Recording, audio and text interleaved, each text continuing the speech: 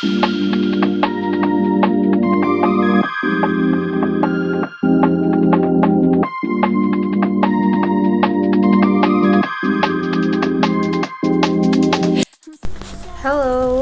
let me introduce myself. My name is Erika Ginanjeli and I'm from Management Class 22C with NPM 2241161. I will present the material about konsep dasar MSDM. Number 1. Definisi MSDM. Sumber daya manusia mengacu pada seluruh tenaga kerja atau karyawan dalam suatu organisasi atau perusahaan. MSDM mencakup individu-individu yang bekerja di berbagai posisi dan tingkat dalam organisasi tersebut. Sumber daya manusia mencakup aspek-aspek seperti keterampilan, pengetahuan, pengalaman, kesehatan, dan motivasi karyawan yang digunakan untuk mencapai suatu tujuan organisasi dalam konteks manajemen sumber daya manusia atau yang disebut MSDM. Penting untuk mengelola dan mengembangkan sumber daya manusia ini agar dapat berkontribusi secara efektif kepada kesuksesan dan pertumbuhan organisasi. Yang kedua ada fungsi manajemen sumber daya manusia. Manajemen sumber daya manusia memiliki berbagai fungsi utama yang berfokus pada pengelolaan tenaga kerja dalam organisasi. Fungsi ini meliputi beberapa hal berikut adalah perekrutan dan seleksi. Perekrutan dan seleksi termasuk dalam menarik, memilih, dan menempatkan karyawan yang sesuai dengan kebutuhan organisasi. Yang kedua ada pelatihan dan pengembangan. Memberikan pelatihan untuk meningkatkan keterampilan dan pengetahuan karyawan serta pengembangan potensi mereka. Yang ketiga adalah kompensasi dan penghargaan. Merancang sistem pengajian yang adil dan insentif lainnya untuk memotivasi karyawan. Yang keempat ada evaluasi kinerja. Melakukan penilaian terhadap kinerja karyawan secara teratur dan memberikan umpan balik. Yang kelima ada manajemen konflik dan hubungan karyawan. Menangani konflik, memfasilitasi hubungan antar karyawan dan menciptakan lingkungan yang terhormat.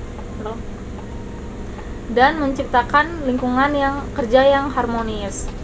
Yang keenam ada perencanaan ketenaga kerjaan. Merencanakan kebutuhan tenaga kerja saat ini dan mendatang serta manajemen suksesi. Yang ketujuh ada administrasi sumber daya manusia, pengelolaan catatan karyawan, data, dan prosedur administrasi. Yang ketujuh ada kepatuhan hukum, memastikan bahwa organisasi mematuhi semua peraturan dan undang-undang ketenaga kerjaan. Yang terakhir ada budaya organisasi, membangun dan memelihara budaya yang mencerminkan nilai dan tujuan organisasi. Jadi, fungsi-fungsi ini bekerja sama untuk mencapai tujuan utama manajemen sumber daya manusia, yaitu meningkatkan produktivitas, kepuasan karyawan, dan kinerja seluruh organisasi. Kemudian kita beralih ke pengelolaan sumber daya manusia lingkungan hidup. Pengelolaan sumber daya manusia dalam konteks lingkungan hidup mengacu pada pendekatan dan berfokus pada praktik dan kebijakan yang berkelanjutan, ramah lingkungan, dan bertanggung jawab serta secara sosial. Beberapa aspek penting dalam pengelolaan MSDM yang memperhatikan lingkungan hidup meliputi berikut ini: rekrutmen dan seleksi, memilih karyawan yang memiliki kesadaran lingkungan dan komitmen terhadap praktik ramah lingkungan. Melatih dan kesadaran lingkungan, memberikan pelatihan kepada karyawan tentang praktik berkelanjutan dan dampak lingkungan dari pekerjaan mereka. Kebijakan lingkungan, mengembangkan kebijakan perusahaan yang mendukung praktik berkelanjutan seperti pengurangan limbah,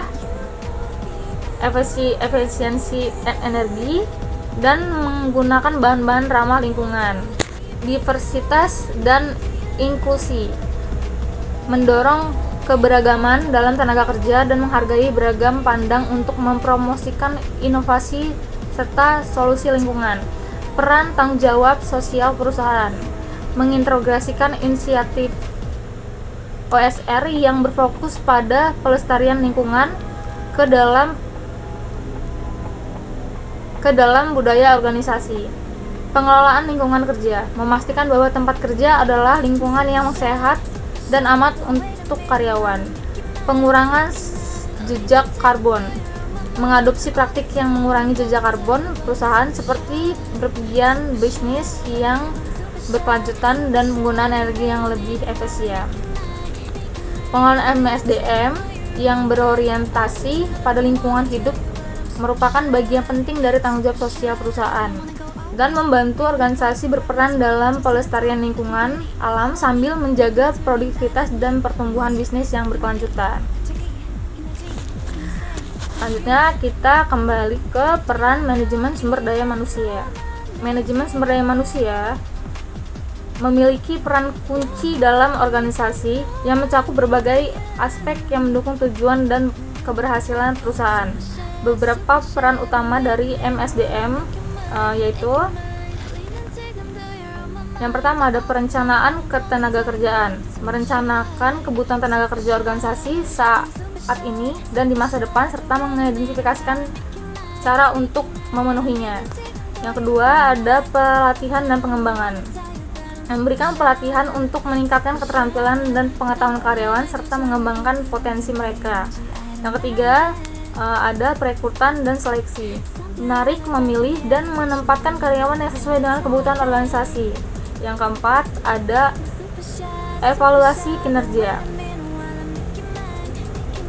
melakukan penilaian terhadap kinerja karyawan secara teratur dan memberikan umpan balik. Selanjutnya ada manajemen konflik dan hubungan karyawan, menangani konflik, memfasilitasi hubungan karyawan antar karyawan dan menciptakan lingkungan kerja yang harmonis.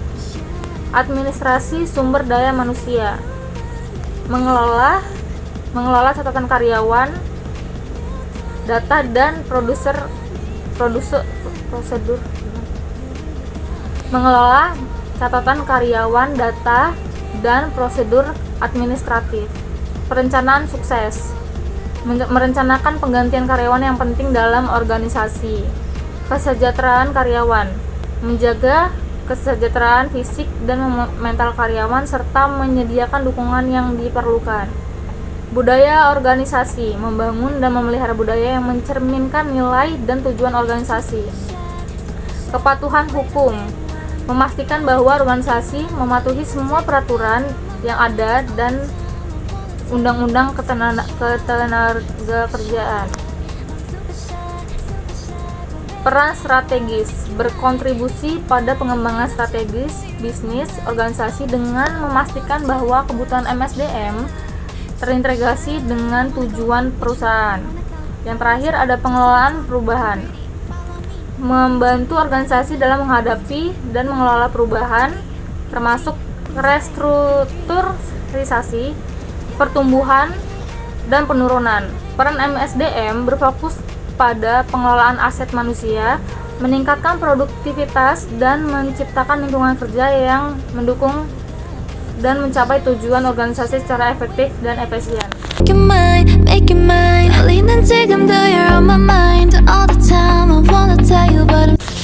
Sekian presentasi dari saya ucapkan terima kasih.